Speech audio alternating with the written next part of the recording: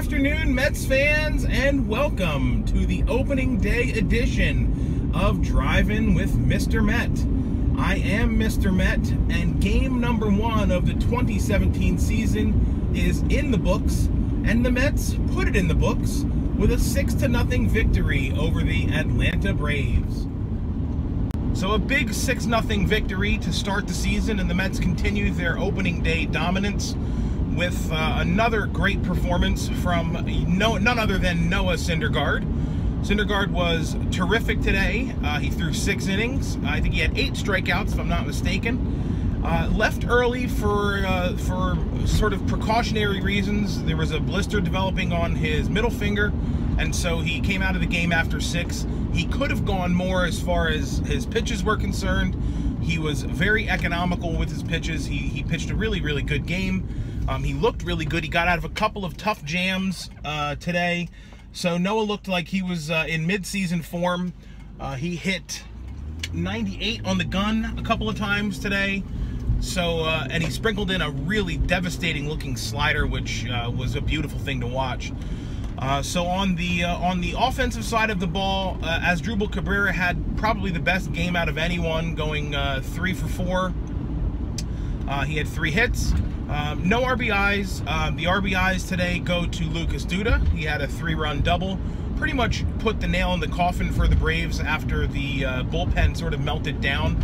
I think we have to give some props to the entire team for making Julio Teheran work. He threw a lot of pitches.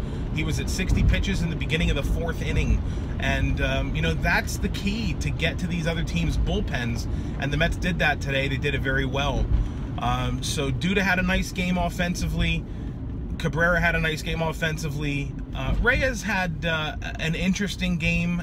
He didn't look great at the box. He looked like he was jumping at the ball a lot, but he had a really key at bat in that big 7th inning, and drew a walk after taking a bunch of pitches and fouling a bunch of them off.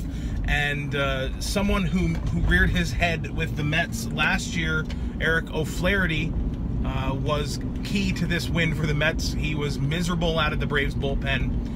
Coughed up, couldn't retire a batter, coughed up 2 walks. A lot of passed balls today from the Braves.